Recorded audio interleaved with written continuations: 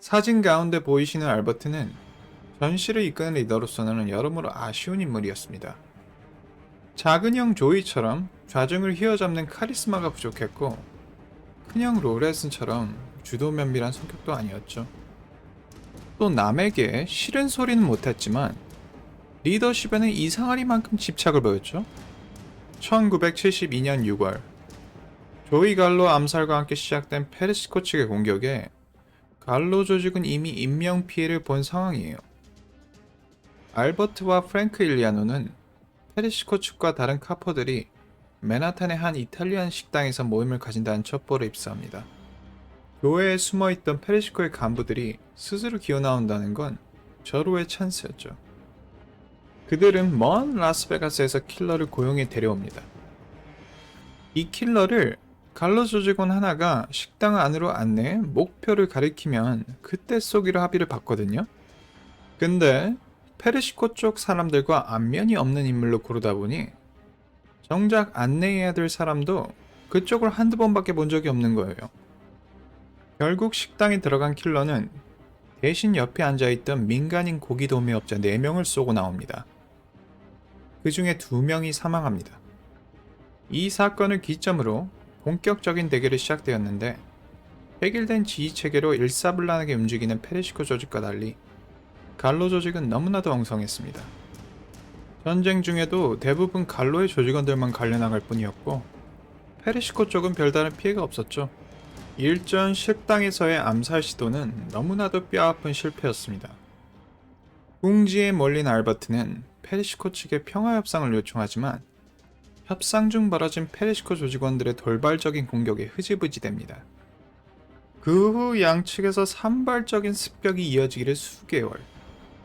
페르시코 측은 위치를 종잡기 힘든 갈로 조직 중심 3인방을 제거하긴 어렵겠다 판단합니다.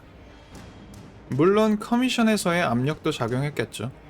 이제 누구라도 넌덜머리가 날 지경이었거든요. 1973년 말 양쪽은 다시 협상 테이블로 돌아왔고 곧 휴전이 타결되었습니다.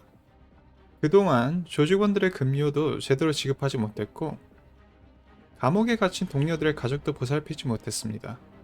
원래 조이 갈로를 바라보고 모여들었던 불량배들이라 알버트는 그들이 하나둘씩 떠나는 것을 막지 못했습니다.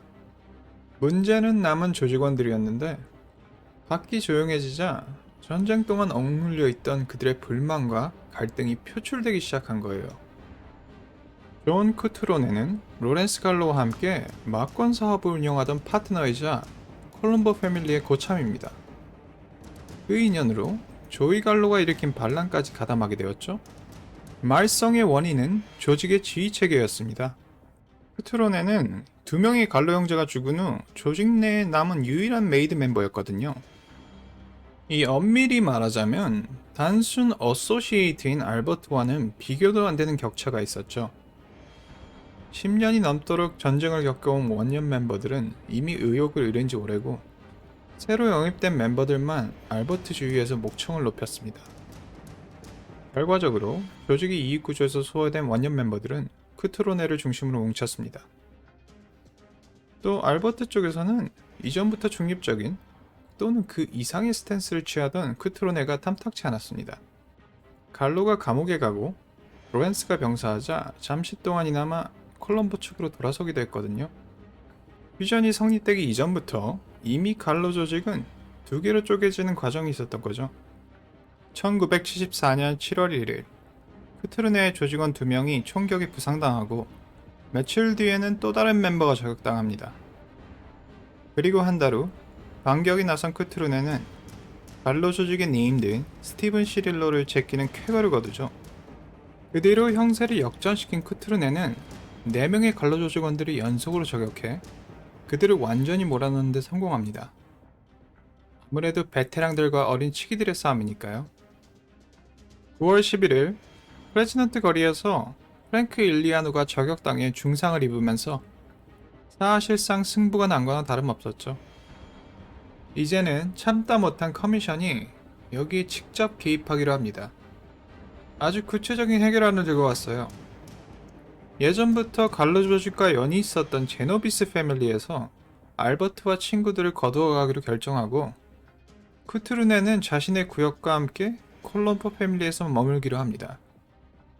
이 만악의 근원인 갈로라는 두 글자가 콜럼보 패밀리의 족보에서 지워진 걸로 이 길고 긴 전쟁이 끝나는가 싶었는데 2년 후인 1976년 2월 갈로 조직의 아지트에 날아든 의문의 총알에 한 명이 부상을 입습니다. 또다시 시작인가? 싶었지만 대신 알버트는 콜럼보 패밀리 측에 정중히 항의합니다. 이건 쿠투르네가 완전히 잘못 짚은 거죠. 이제 알버트는 다른 패밀리의 소속이었거든요. 고작 쿠투르네의 개인적인 성취감을 위해 패밀리 간의 전쟁을 불사할 순 없는 노릇이니까요. 콜럼보의 리더십은 쿠투르네를 소환하지만 그는 불응합니다. 이젠 돌이킬 수가 없게 되었죠. 10월 5일 아침 10시 브루클린의 어느 작은 식당에 강도가 듭니다. 드문 일이죠? 코딱지만한 식당에 강도가 들다니. 그것도 아침에요? 기관총을 든 강도는 모두에게 엎드리라고 명령하는데 유독 한 사람 쿠투르네만이 그것을 무시하고 뒷문으로 달려갑니다. 그를 발견한 다른 강도가 권총을 뽑아 두 발을 쏩니다.